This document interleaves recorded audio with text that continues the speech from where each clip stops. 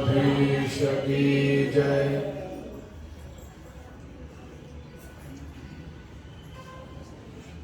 जन्माद्यस्य तोन्वयादितरतश्चार्थविज्ञस्वराट् तेने ब्रह्म हृदय आदि कवे मुह्यन्ति यत्सूरयः।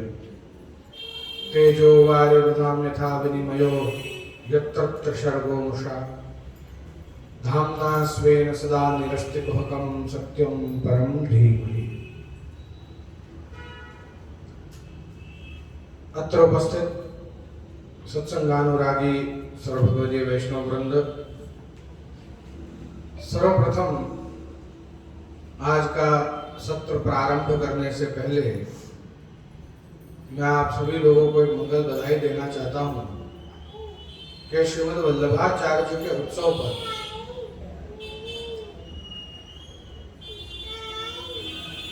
बहुत ही सुंदर प्रश्नोत्तरी का आयोजन किया गया है। जो वल्लभ कुल के सानिध्य में होगा उसके लिए एक पुस्तिका छपवाई गई है। यह पुस्तिका आपको यहीं से पप्पू भैया से या कार्यालय से प्राप्त करनी है और इसको अच्छे से पढ़ना है।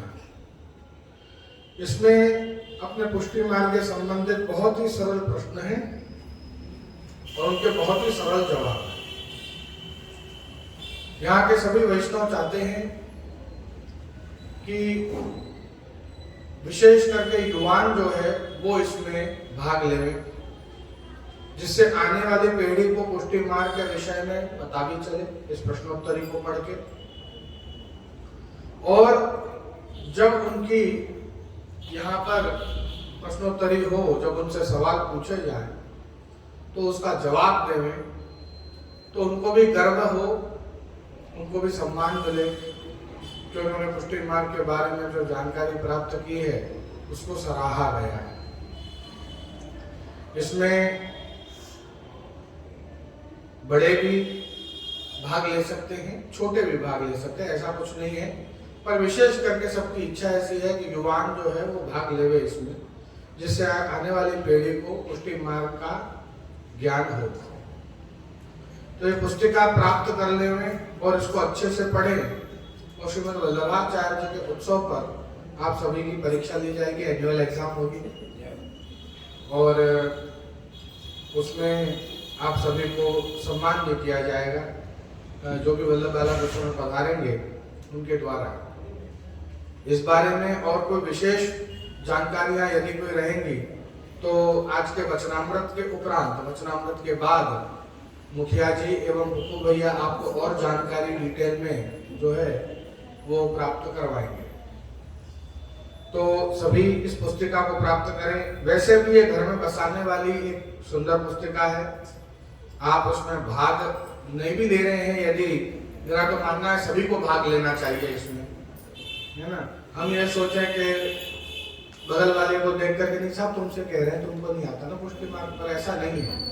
इसमें कितनी चीजें ऐसी हैं जो हम भी नहीं जानते होंगे, तो हमें भी ज्ञान प्राप्त होगा।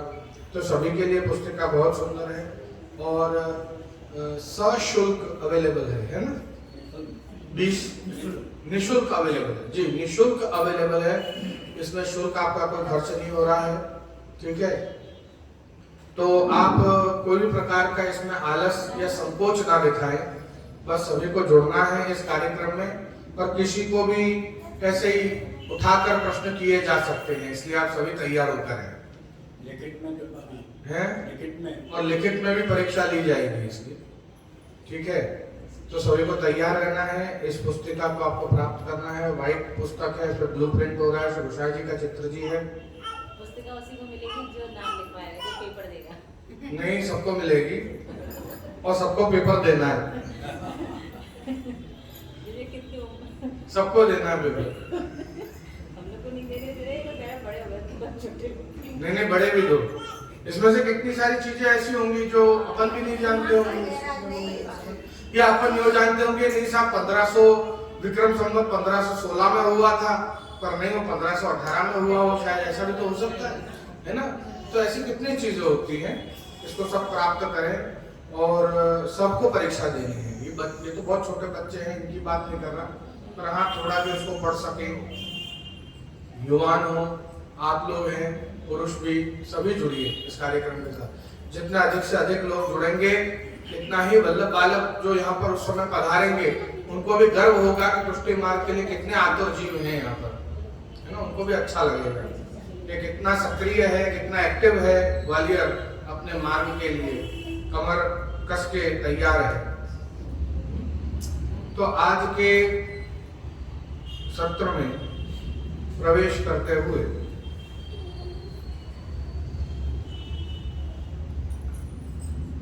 अपन ने जाना कि कृपावलोकन पटुहु यस्मादतोहम मुदाहि।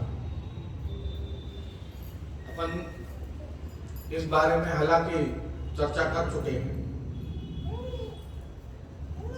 जब यहां पर वल्लभाष्टक हुआ था तब भी मैं इस बात को समझा चुका था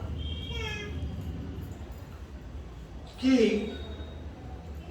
सौंदर्यम निज हृदगतम पद जो है, जो श्लोक है,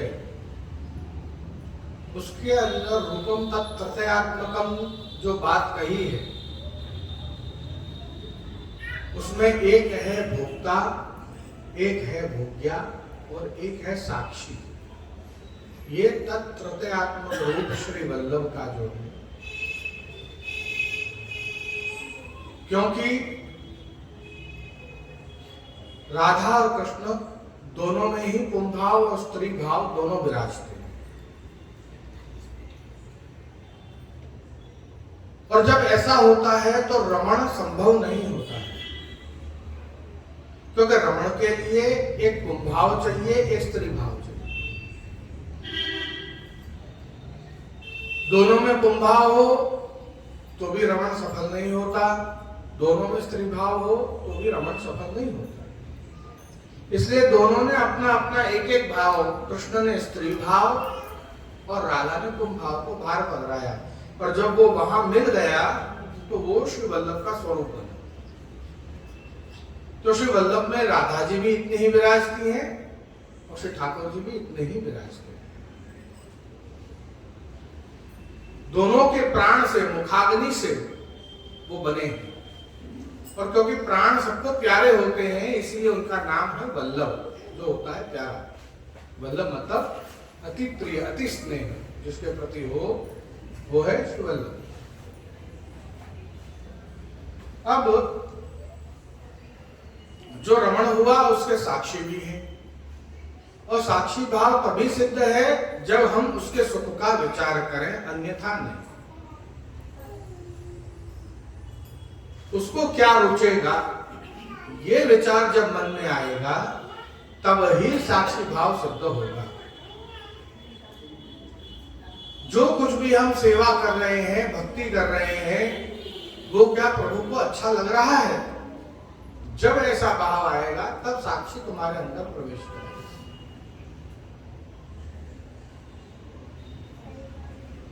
अन्यथा वो साक्षी भाव नहीं हो। यदि उसके सुख का विचार करके नहीं किया जाएगा तो वो साक्षी नहीं हो।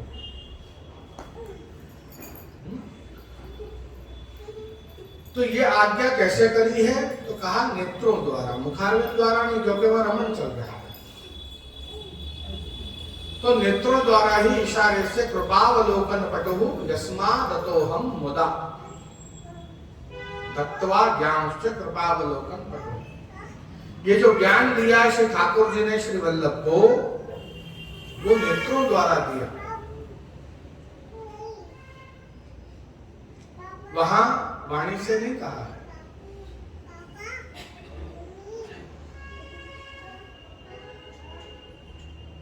क्योंकि यदि वहीं पर वाणी से कह देते तो वहीं पर ब्रह्म संबंध मंत्र भी दे देते, पर उसके लिए अलग से एकादश्याम महानिशी साक्षात भगवता प्रोक्तम, फिर यहां पधार कर बोलने की क्या बात थी? ये प्रश्न उठा है। जब वहां पर ये 3 आज्ञा दे दी कि मायावाद का खंडन करो, दूसरी आज्ञा दे दी कि साहब आप भक्ति मार्ग में जीवों को अंगीकार करके उनको शरण में लीजिए, तीसरी आज्ञा दे दी श्रीमद् भागवत रसारूढ़ा प्रकट करिए, तो फिर वहां पर ही आज्ञा क्यों नहीं देती कि शरण में कैसे लेना है, सब इस मंत्र से शरण में लेना है ना।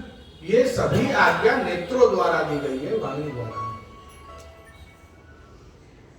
प्रभु के नेत्रों को पढ़ा उन्होंने, को क्या चाह रहे हैं, मेरे प्रकट होने का हेतु क्या है, आपने मुझे प्रकट किया तो आपकी क्या सेवा करूं। तो तब ये 3 आज्ञा नेत्रों द्वारा दी है कि अब तक तो जो है माया से आच्छादित भगवान को सब देख रहे हैं, और ऐसी आज्ञा मैंने ही दी थी शंकराचार्य जी को। पर अब समय आ गया है कि सत्य की जानकारी सभी को हो। उस समय वो जरूरी था, क्योंकि सभी लोग जो है वो बौद्ध की ओर मुड़ रहे थे, बौद्ध धर्म में जुड़ रहे थे। तो उस समय भगवान को उस रूप में प्रकट करना जरूरी था।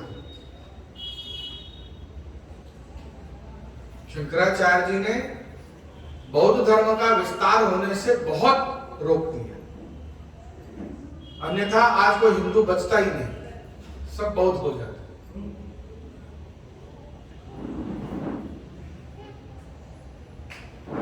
मोह शास्त्र में वर्णन करते हैं श्रीमद् वल्लभाचार्य जी, और उसका विस्तार हमारे दादाजी श्री घनश्याम लाल जी महाराज श्री ने नित्य लीला से। आपने अलग से एक ग्रंथ लिखा जिसके अंदर इसका विवरण किया है, और उसके अंदर आप श्री ऐसा लिख रहे हैं कि श्रीमद् वल्लभाचार्य जी कह रहे हैं कि बौद्ध धर्म और जैन धर्म जो है वो इसीलिए प्रकट हुआ है कि जिसके कारण सभी निकुंज के राज को प्राप्त ना कर, वो हुआ ही इसीलिए। भले ही वो विष्णु का अवतार है बौद्ध बुद्ध भगवान, किंतु वो उन जीवों के लिए प्रकटे हैं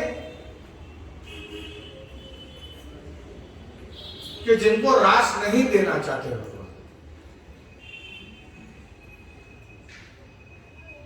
जिनको निकुंज की और रास की प्राप्ति करनी है वो तो बिल्कुल उस ओर दृष्टि ना करे। जो साक्षात ब्रह्म को भजना चाहता है उसके लिए वो सही मार्ग नहीं है। ऐसा श्रीमद् वल्लभाचार्य जी आज्ञा कर रहे हैं कि जहां पर वेद का नेश मात्र भी यदि अस्वीकारात्मक रूप से उसको लिया गया हो, वो मार्ग बिल्कुल सही नहीं। और ये धर्म ऐसे हैं जो वेद को झुठलाते हैं, वेद को अस्वीकार करते हैं। तो जहां वेद को अस्वीकृति हो, जहां वेद को सम्मान ना हो, वो तो अच्छा मार्ग नहीं मानते। ये तो हिंदुओं को खत्म करने वाली बात है। वैसे भी सिर्फ एक या मुश्किल से 2 ही देश हैं शायद इस पूरे भारत में जो हिंदू प्रधान देश है। तो श्रीमद् वल्लभाचार्य जी ने मात्र रसात्मक नहीं पर क्रांतिकारी भी कार्य बहुत किए हैं। हालांकि आपका प्रागट्य तो रस के लिए ही हुआ, पर आज हम हिंदुओं को गर्व हो ऐसे कार्य बहुत किए श्रीमद् वल्लभाचार्य। अपन वार्ता साहित्य अपना खोल कर देखें, पढ़ें वार्ताएं अनेक, अपने को उसमें से ख्याल आता है।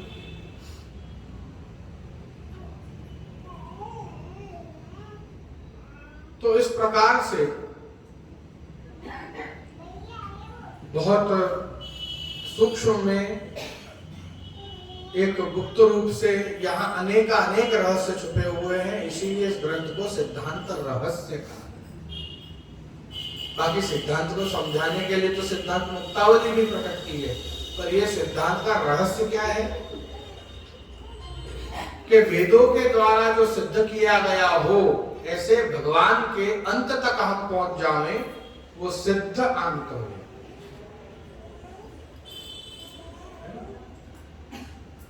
अंत तक मतलब पूर्ण रूपेण उस भगवान को समझ जाए,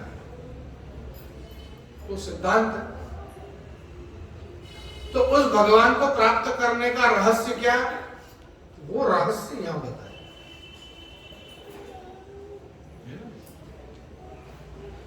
इसके अंदर एक पुष्टि मार्ग में ही चल रहा एक थोड़ा विवादास्पद प्रश्न जो है वो भी छिड़ता है।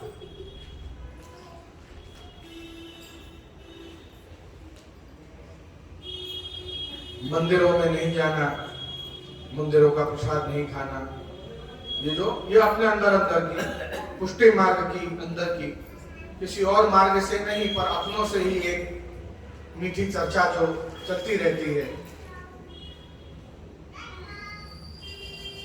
ग्रहे स्थित्वा स्वधर्मतः अव्यावृतौ भजेत कृष्ण। ठीक है, ये श्लोक है। ग्रहे स्थित्वा, घर में रहकर, स्वधर्मतः, अपने मार्ग का पालन करते हुए, स्वधर्मतः, क्योंकि किसी के लिए मांस खाना धर्म है, मदिरा पीना धर्म है। यदि आप मदिरा लेंगे तो ही आपको शरण में लिया जाएगा। उनके जो चर्च वगैरह जो रहते हैं उसके अंदर वो एक ग्लास वाइन देते हैं, एक ब्रेड का टुकड़ा देते हैं, तभी मंत्र सुनाते हैं। तो उनके लिए वो धर्म है, पर अपने लिए धर्म है। सबके लिए धर्म की डेफिनेशन, परिभाषा जो है वो सबके लिए अलग है। किसी के लिए देश की सेवा ही धर्म है, तो बॉर्डर पे खड़े हैं बंदूक लेकर, वही धर्म है उनके लिए। अपनी मातृभूमि की सेवा करेंगे, देश की रक्षा करेंगे, सबसे बड़ी प्रायोरिटी वही है। तो किसी के लिए माता पिता की सेवा धर्म है, किसी के लिए ठाकुर जी की सेवा धर्म है, किसी के लिए पशुओं की सेवा धर्म है, किसी के लिए गरीबों की सेवा, किसी के लिए बीमार के अपंगों की सेवा धर्म है। सबके लिए धर्म अलग है, सबके लिए। किसी के लिए अहिंसा परमो धर्म, अहिंसा वही धर्म है कि हम हिंसा नहीं करेंगे। तो सबके लिए धर्म अलग है। मैं यूं नहीं कह रहा वो गलत है, वो सही है, वो बात नहीं है। बात इस समय ये है कि धर्म सबके लिए अलग है। किसी ने भी धर्म की सही परिभाषा आपसे कोई पूछे कि क्या धर्म है साहब, क्या करोगे? है ना, ये बात, क्योंकि सबके लिए धर्म है।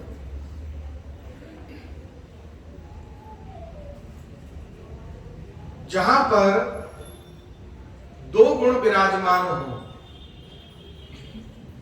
पहला गुण सतत किया जाए, अखंड रूप से, ठीक है। दूसरा नियम, बिना किसी हेतु के किया जाए। ये मिल जाए, वो मिल जाए, ऐसा मिल जाए, वैसा मिल जाए, है ना। कोई भी सामने अपेक्षा या हेतु के बिना किया जाए। एक, सतत किया जाए। दो, बिना किसी हेतु के किया जाए, तो वो ही सच्चा धर्म है। तो उसमें आप जो भी कर रहे हो, सच्चा पवित्र धर्म जो है वो यही है।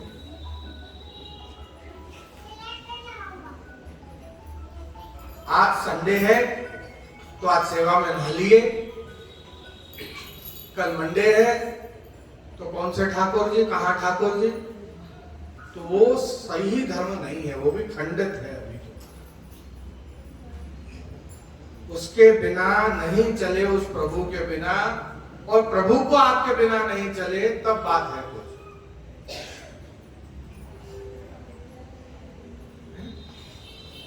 सतत, निरंतर, इसलिए श्रीमद् वल्लभाचार्य जी ने कहा श्री कृष्ण शरणम मम वदत भिरेव सततम, सतत बोलिए इसको। कोई नियम बताया कि साहब यहाँ मत बोलना, वहां मत बोलना, ये मत करना, वो मत करना। मन में आपके वो मंत्र सतत चल सकता है, आप कहीं भी हो, कभी भी उस मंत्र को आप मन में सतत चला सकते। उसके लिए कोई जोश मन में करो, जोर से मन में, कहीं भी कभी भी कर सकते हो उस मंत्र।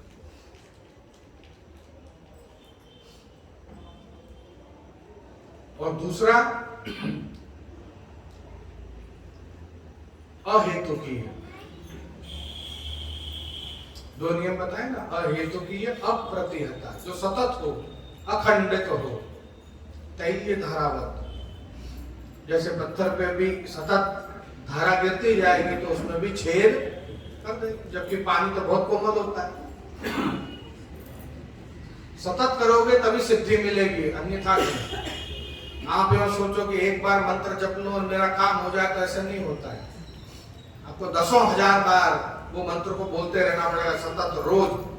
तब उस मंत्र के देवता जो हैं वो प्रसन्न होंगे कि नहीं, तो इतने समय से कर रहा है, तो 25 दिन हो गए, 40 दिन हो गए हैं ना, तो वो प्रसन्न होंगे। कोई भी चीज हो, भले ही मर्यादा मार्गी हो, पुष्टि मार्गी हो, सतत करिए, निरंतर करते रहिए। और दूसरा तो उसको अहेतुकीय बनाइए, तब वो पवित्र हो। किसी हेतु से करने से होता क्या है, गलत नहीं है, वो भी सही है, पर उसमें हमको भगवान नहीं मिलते, भगवान की सिर्फ वरदान और शक्तियां मिलती हैं। फर्क इतना है, गलत तो वो भी नहीं। पर उस किसी भी कार्य को जिसको आपने किसी हेतु से किया है, उसमें बस उतना ही हेतु से दोगा, उसके आगे का कुछ नहीं मिलेगा। जैसे आज आप में से कोई सोच के गया हो कि साहब फलानी जगह जाऊंगा तो वहां 51,000 का दान दूंगा, और वहां जाते ही आपसे किसी ने कह दिया हो कि साहब 100 रुपए चाहिए हमें तो आपसे, तो आप भी सोचोगे छोड़ो यार, जब इसको चाहिए ही नहीं तो मैं क्यों दूंगा। ऐसा भगवान अधिक दे सकते हैं तो उससे थोड़ा सा क्यों मांगना। राजा की अपॉइंटमेंट लेकर जाओ, इतने बिजी शेड्यूल में से समय निकाले, वहां जाके आप उससे कहो राजा से कि साहब हमको 1 रुपया चाहिए, तो राजा क्या कहेगा, यार टाइम बिगाड़ने आया है तू मेरा, क्या करने आया है। अपने बिजी शेड्यूल में से समय निकाल कर ले, उससे कोई बड़ी चीज मांगे। जब कुंभन दास की पत्नी ने बच्चा मांगे, पुत्र मांगे, तब कुंभन दास जी ने अपने पत्नी से क्या कहा, अरे तेने वरदान व्यर्थ कर दियो, ये कहा। ये तो श्री वल्लभ है, साक्षात प्रभु है, इनसे लौकिक मांगे, इनसे तो भक्ति मांगती श्री ठाकुर जी मांगती तो ये ठाकुर जी दे देते।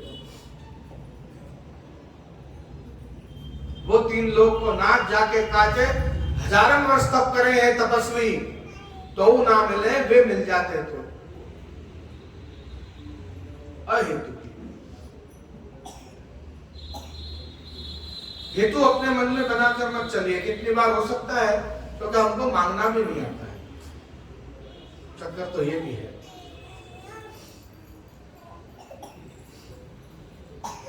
यदा कदा कभी ऐसे प्रसन्न भी हो गए, ठाकुर जी प्रकट हो गए और कहने लगे कि भाई तेरी सेवा ते में प्रसन्न भयो, कछु मांग। हम क्या मांगेंगे कि सदा आपकी सेवा में मन लगे हमारा, पर आखिर मांगा किसके लिए, खुद ही के लिए मांग लिया ना, तो स्वार्थ तो वहां भी है। वो तो कह रहा हूं, मांगना भी नहीं आता हमको, क्या मांगे। वो प्रभु सम्मुख पधारता है तो उसको देखकर और कुछ सूझता ही नहीं है, सौंदर्य इतना है उसका। इसलिए बहुत विचार कर इस मार्ग की पगडंडी पर हमें चलना है।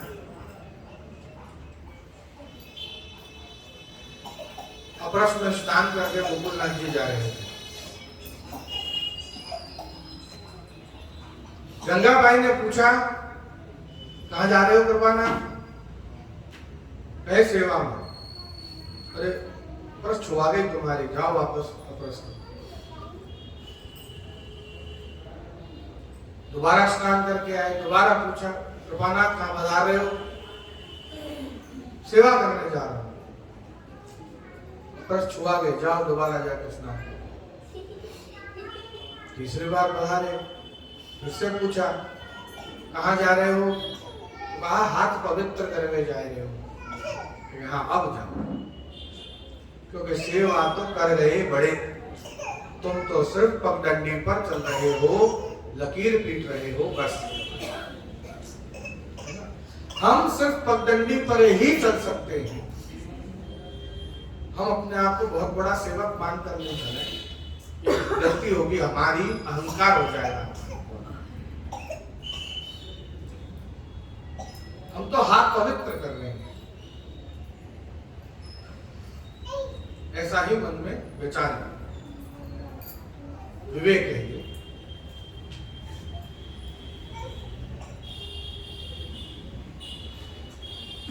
तो वास्तव में मार्ग जो है वो बहुत सुंदर सुंदर भावनाओं से भी जुड़ा हुआ है, तो क्रांतिकारी विचारों से भी जुड़ा हुआ है। और इन सभी बातों का जो वर्णन है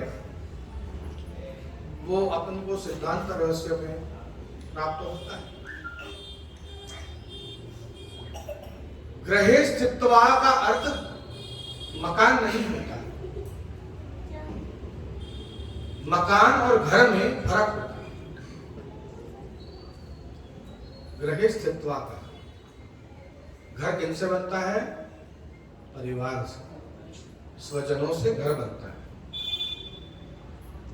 सभी घर के सदस्य थोड़ी थोड़ी सेवा में जुड़े। गृहे स्थित्वा, गृहस्थाश्रम स्थित्वा, यह अर्थ। परिवार वालों के साथ मिलकर, क्यों? क्योंकि उसमें प्रभु का सुख है, इसलिए।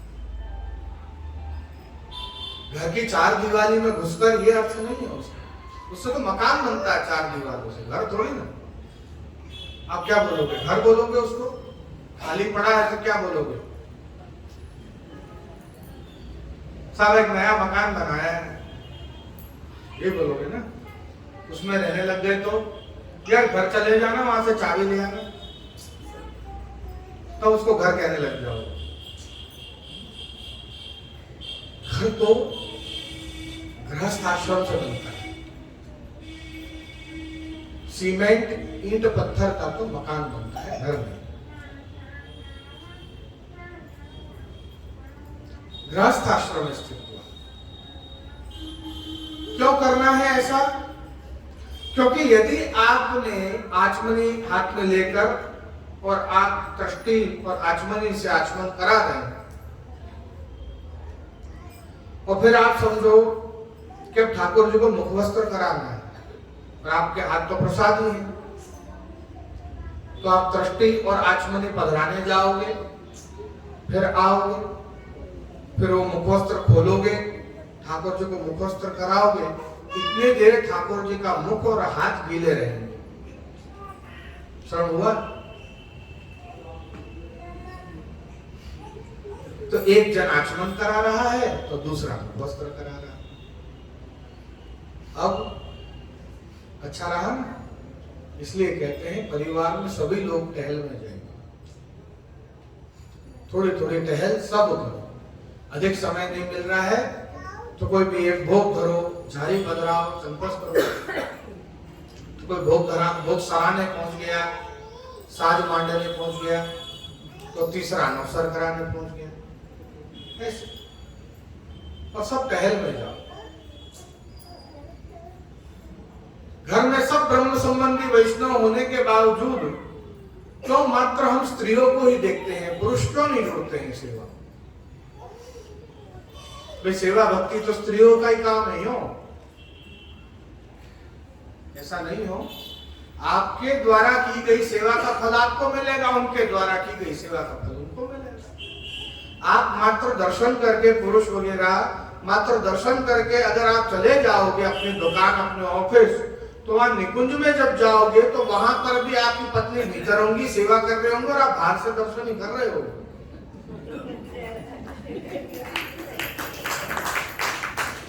जो यहां करोगे वो वहां मिलेगा। फिर आप देखोगे उनसे, फिर पहचान लगाओगे, अरे भूमि पर तो पत्नी थी मेरी, थोड़ी सी पहचान लगा दो, हमें भीतर बुला लो, पर ऐसा वहां चलेगा नहीं, वो पहचान वहां लगेगी नहीं।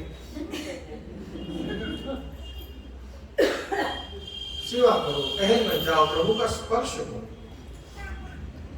उसके श्रेयन का तेज आता है अपने अंदर। थोड़ी टहल तो रोज करना सबको, थोड़ा टाइम आगे पीछे कर लो। ठाकुर जी हम थोड़ी कह रहे हैं कि साहब मेरी मंगला साहब सुबह 6 बजे ही कराओ, 8 बजे करा लो मंगला, कोई बात नहीं, ठाकुर जी तो कोई होंगी। अब एक वैष्णव है तो वो जॉब पर जाते हैं 9 बजे, सखड़ी की सेवा मंगला से सैन पर्यंत सुबह 4 बजे से जगते हैं और 9 बजे तक रेडी होकर और ऑफिस के लिए निकल जाते हैं। करने वाले ये भी कर रहे हैं।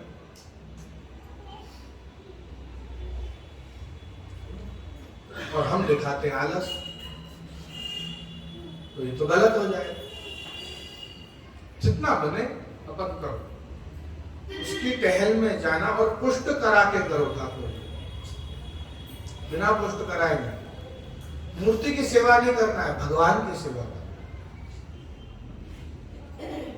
मूर्ति तो बाजार में भी है, अब ये भी है, ये चित्र लग रहा है, भगवान के चित्र लग रहे हैं इसमें, और जो अपने सेवा में विराज रहे हैं उसमें क्या फर्क है कि नहीं? सेवा में जो विराज रहे हैं वो चैतन्य है। भगवान का चित्र ये भी है पर ये अचैतन्य है। ये दर्शन मात्र के लिए है, क्या आते जाते इन लीलाओं का दर्शन करें और इन लीलाओं का स्मरण चलता रहे विरह के समय। तो कहीं पर आपने नौका विहार, तो कहीं पर जल क्रीड़ा, तो कहीं पर फूल मंडली, तो कहीं पर कोई चित्र, तो कहीं पर वेणुनाद, कहीं पर रास, ऐसे अलग अलग कमरों में यदि चित्र लगा रखे हो तो जब जब वहां आप जाएंगे तो उन लीलाओं का स्मरण होगा। इसलिए ये चित्र है कि विरह के समय पति के फोटो को देख देख कर मन को भर रहे हैं। अब सब शाम को आएंगे, अब जब शाम को वो लौटे हैं तब भी हम फोटो देखते रहे तो ऐसे नहीं है ना। मार्ग देखो कितना मैच करता है अपने साधारण जीवन के साथ में, इतना सरल मार्ग बनाया है, फिर भी अपन नहीं समझ पा रहे, तो इससे सरल क्या होगा?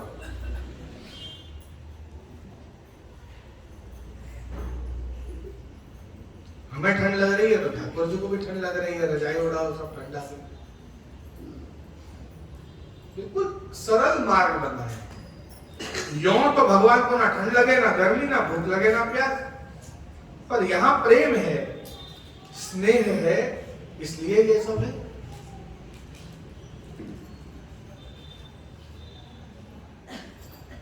और सबसे बड़ी बात जिस पे प्रश्न आता है अपरस या पवित्रता का, तो वो भी खुलासा कर ही दिया है, जितनी हो सके इतनी अपरस करो।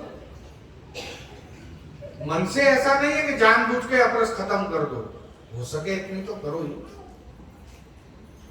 क्यों? क्योंकि आपके बेडरूम और आपके निज मंदिर में फर्क तो दिखना चाहिए। जैसा बेडरूम में रहते हो ऐसा निज मंदिर में रहने लग जाओगे तो उस स्थान की विशेषता क्या रहेगी? आपको तरंगे ही नहीं आएंगे, वो आनंद, वो कुछ अलग अनुभूति नहीं होगी। बेडरूम में यदि आपको कहीं समझो कि 2 लोग बैठे, उनमें क्लेश हो गया, आप भग के वहां से मंदिर में आगे, मंदिर में भी क्लेश ही रहेगा फिर आप, क्योंकि आपने उस स्थान की मैल को संभाला नहीं। ये तो हमारे ऊपर है ना, उस स्थान को हम जितना पवित्र रखेंगे, जितना अनटच रखेंगे, उसका तेज इतना ही बढ़ता चला जाएगा। तो वहां जब आप प्रवेश करोगे तो बाहर का लौकिक सब चिंताएं बाहर ही रह जाएंगी, द्वार के भीतर से फिर भक्त घुसेगा नहीं।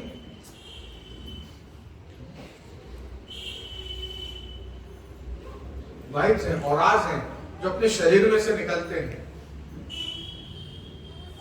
एक माहौल है जिसमें जब 10 लोग झगड़ रहे हैं तो आपको भी एक समय आएगा 10-5 मिनट बैठने के बाद चिड़चिड़े हो जाओगे, क्योंकि वो ऑरा है, वो माहौल ही ऐसा है। उनकी भले ही आप झगड़ नहीं रहा बैठे हो, पर उनकी तरंगे, उनके थॉट्स, उनके विचार आपको अफेक्ट कर रहे हैं। अब भीतर मंदिर में जाने के बाद यदि आपको नींद आवे, आलस आवे, क्रोध आवे, काम जागे, तो फिर उसकी पवित्रता क्या रही फिर उस स्थान की? अपरस का अर्थ ही यही है कि ऐसा एक समय जिसमें अप मतलब भगवान उसके रस में डूबे रहे। अपरस, और कोई भी ऐसी चीज जो उसमें से चित्त को हटाती हो उसको अपरस छुआने वाली चीज ही माना जाता है। ये छुआछूत नहीं है, ये अब भगवान के रस में डूबे रहने का समय, अपरस। और ऐसी कोई भी चीज, भले वो आपका फोन ही क्यों ना हो, अगर वो चित्त को प्रभु में से हटा रहा है तो उससे भी अपरस छुआ रही है, अर्थ ये है।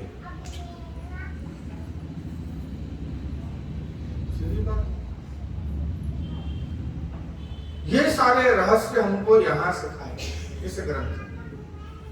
ये छोटी छोटी बातें जो प्रारंभिक स्थिति में हमको समझ लेनी चाहिए। इस मार्ग में जैसे प्रवेश किया तो शुरू में ही हमको ये सारी बातें सीख लेनी चाहिए। बड़ों से आप पूछेंगे तो बड़े तो कह देंगे हमने कही ऐसे कर लो, चुपचाप, ज्यादा पूछो मत। क्यों? क्योंकि ये प्रश्न का जवाब देने में इतना समय उनका ठाकुर जी में से चित हट रहा है। वो तो उस रस में मग्न रहना चाहते हैं। प्राचीन लोग तो सब बहुत प्रभुमय थे एकदम। मैं तो पॉजिटिव ही सोचूं।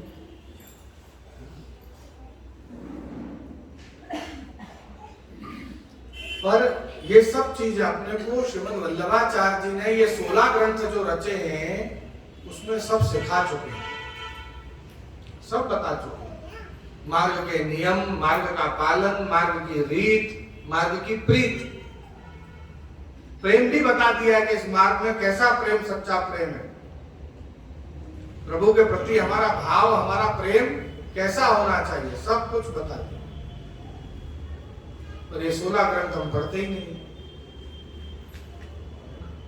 बाकी सब इधर जो मार्ग में और ग्रंथ जो रचे हुए हैं वो हम पढ़ लेते हैं, पर षोडश ग्रंथि से शुरू करना है हमको। मेन ज्ञान वहीं से शुरू हो। अब जैसे कल अपन ने अर्धभुक्त, जूठन, ऐठा, इन सब का भेद समझा, ऐसे ही सकड़ी अनसकड़ी दूधगर का भी एक बहुत बड़ा भेद है। बहुत लोग इसमें भी कंफ्यूज रहते हैं। इसका हाथ वहां क्यों नहीं लगेगा, इसका हाथ वहां क्यों नहीं लगेगा, ये सब कंफ्यूजन रहता है, क्योंकि उससे संक्रमण का दोष लगता है। संक्रमण 3 प्रकार के दोष बताए थे ना कल ही, उनमें से एक था संक्रमण, एक था दुस्संग, बताए थे ना सब 3 प्रकार के दोष। संक्रमण का दोष है।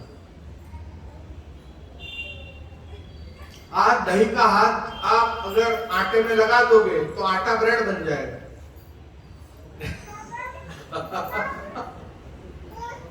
तब उसके अंदर बैक्टीरिया डेवलप होने लग जाते हैं। सबका हाथ इधर उधर, ऐसे सकड़ी का हाथ इधर लग जाएगा तो उसमें दृष्टि दोष आ जाएगा दूधगर, जबकि दूधगर में दृष्टि दोष नहीं आ जाएगा। दूधगर अपन ले सकते हैं सबके सामने, है ना, तो दृष्टि का दोष वहां नहीं लगता है। और यदि सकड़ी का हाथ लगा दिया तो वो दोष लागू होगा, फिर उसको तो सबके सामने नहीं ले सकते। अग्नि, अनाज, नमक और जल, ये 4 वस्तुएं जब मिलती हैं तब उसको सकड़ी कहा जाता है। इनमें से कोई भी एक वस्तु यदि नहीं है तो या तो अनसकड़ी या तो दूधगर कहा जाता है। ठीक है, या तो दूधगर बन जाएगा या अनसकड़ी।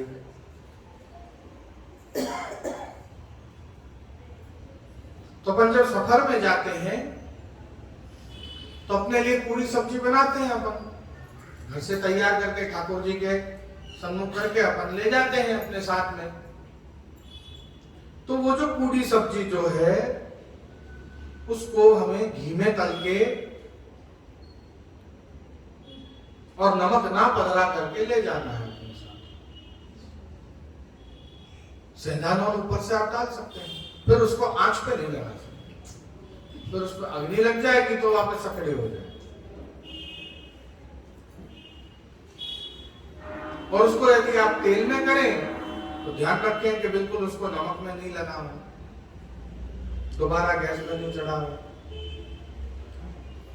दूध से बांधे पूड़ी को, आलू को उबाले नहीं, सीधा छौंक कर उसको ढांक दें, उसमें पानी नहीं पधराए, उसमें अधिक तेल अधिक घी रखें, तो उससे ही वो बप के अंदर से ही अपने ही उससे इस तरीके से।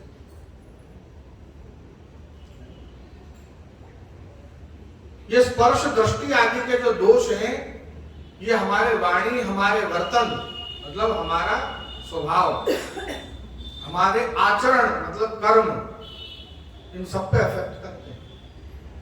आप कभी भी ध्यान रखिएगा, इस बात पर गौर भी कीजिएगा कि यदा कदा कभी आपने बाहर किसी गड़बड़ अन्न को खा लिया हो कोई, है ना, आप घर पे आएंगे और क्लेश हो जाएंगे घर में। ये कौन बोल रहा है? आप नहीं बोल रहे हैं, वो अनाज बोल रहा है जो आप खाकर आए। उसमें स्पर्श का, दृष्टि का, सबका दोष लगा हुआ।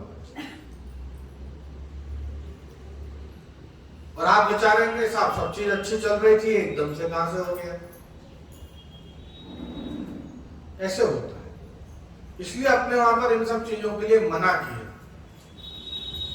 ये सब धार्मिक सीख नहीं है, इनसे परिवार में भी सुख समृद्धि बढ़ती है। पर लोगों ने कहा अरे ये तो भगवान के लिए ही है, यूं करके इसको त्याग नहीं किया, इसको छोड़ा नहीं इन सब बुरी चीजें। हमें कौन सी भक्ति करनी है यूं करके।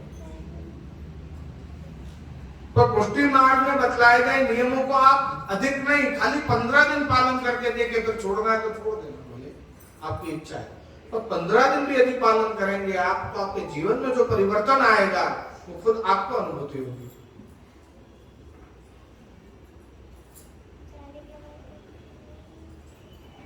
एक अलग पवित्रता का, अलग एक तेज का अनुभव होगा आपको स्वयं के अंदर।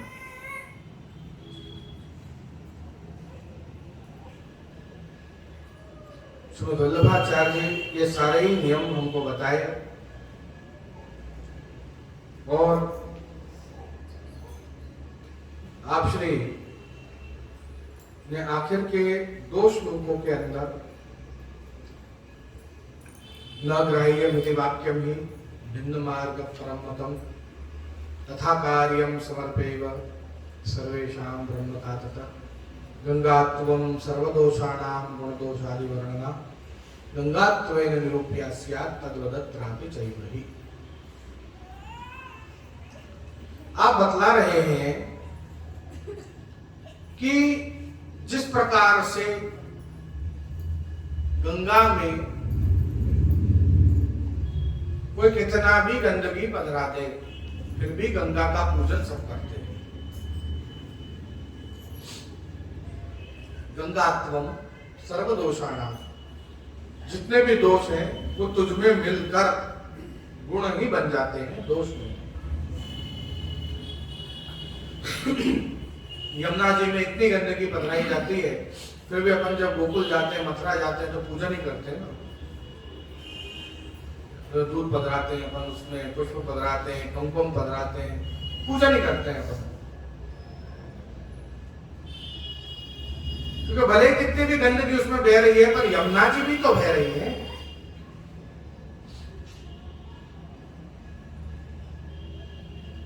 हम श्री यमुना जी का जो सूक्ष्म स्वरूप जो है, जो स्वरूपात्मक रूप, जो मुकुट धराकर, काछनी धराकर, माला जी जो अपने कमल की माला जी जो श्रेष्ठ में लेकर, और आप जो ठाकुर जी को धराने जा रही हैं, वही तो स्वरूप हम देख रहे हैं यमुना जी में,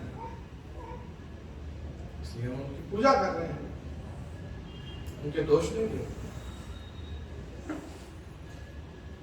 बिल्कुल इसी प्रकार से हम जब अपने सारे दोष प्रभु के चरणों में बदला देते हैं, हम जब प्रभु में मिल जाते हैं, तो हम भी गंगा ही कहलाते, मतलब प्रभु जैसे ही कहलाते, पवित्र। हम जब हाथ में तुलसी लेकर ब्रह्म संबंध मंत्र को जब हम बोलते हैं, तो सर्व दोष निवृत्त रही हो ही जाएंगे, सारे दोष निवृत्त। इसको निश्चित कर लीजिए, आप उसमें कोई संदेह मत रखें। आप पूर्ण रूप से पवित्र हो चुके, अब मेरी गति होगी कि नहीं होगी, मुझे निकुंज मिलेगी कि नहीं मिलेगी, ये सब संकोच मन में मत लाइए। निश्चित रूप से हम पर कृपा प्रभु कर ही रहे हैं, करेंगे नहीं, कर ही रहे हैं, ऐसा मानकर थे।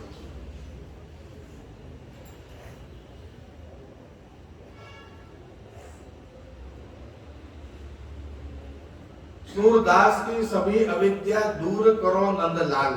जब ये बात कही तो महाप्रभु जी ने उसी समय टोका, ब्रह्म संबंध हो गया, आप भी ये गा रहे हो। दूर करो नंदलाल नहीं, दूर कर दे, करी, दूर करी नंदलाल। कब तो कर दी अविद्या दूर, तो ब्रह्म संबंध हो गया, अब क्या अविद्या।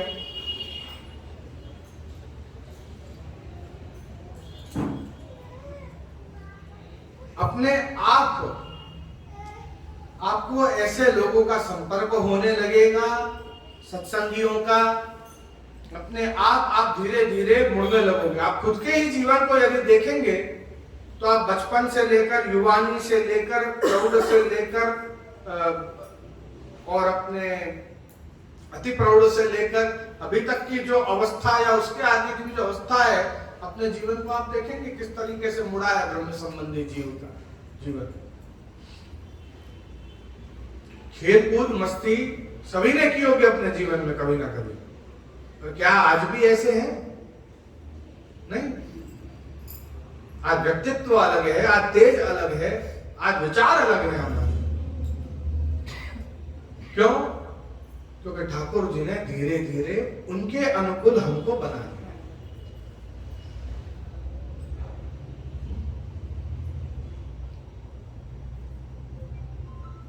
मन में विराजे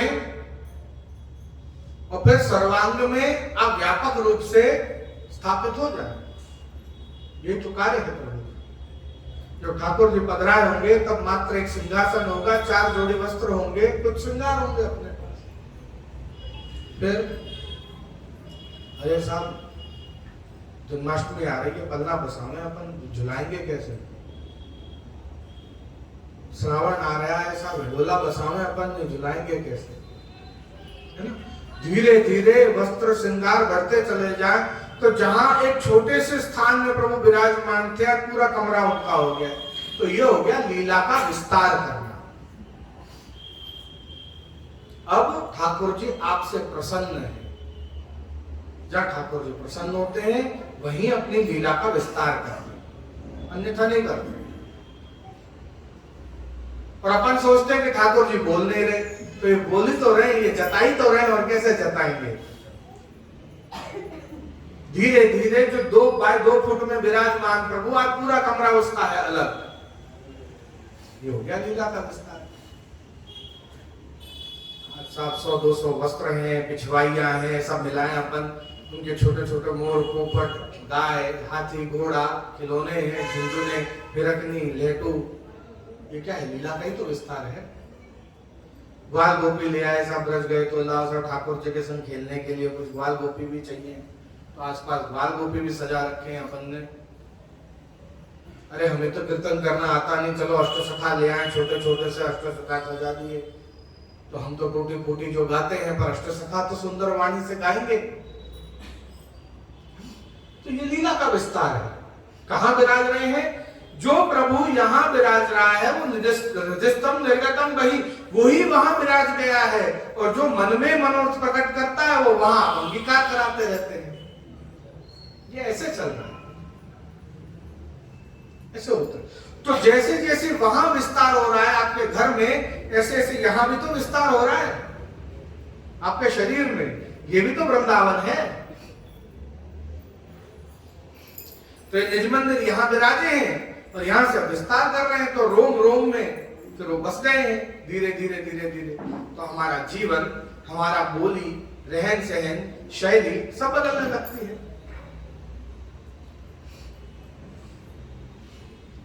जाको गिरधर अपनों करी जाने, उसी पर यह कृपा होती है। जिसको श्री ठाकुर जी ने अपना मान लिया है उस पर होती है, सब पे नहीं। तो बाकी जो है वो क्या, तो उनको अंतरा है, अभी थोड़ा समय और हो सकता है कि साहब आपको 20 साल की उम्र में स्फुरित हो गया, उनको 30 में स्फुरित हो गया।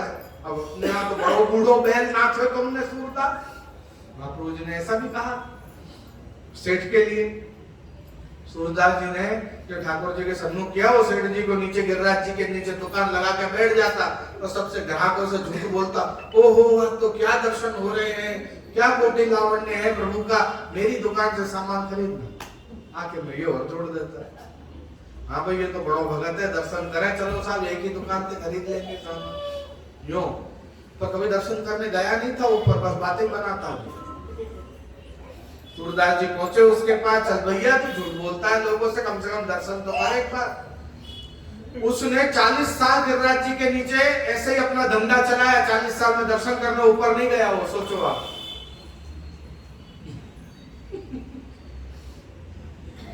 पकड़ लिया सूरदास जी ने एक दिन, चलना ही पड़ेगा। दर्शन किया तो शरणागत, ऐसा सुंदर स्वरूप, अब तो इन्हीं की शरण जाऊं, तो कृपा है।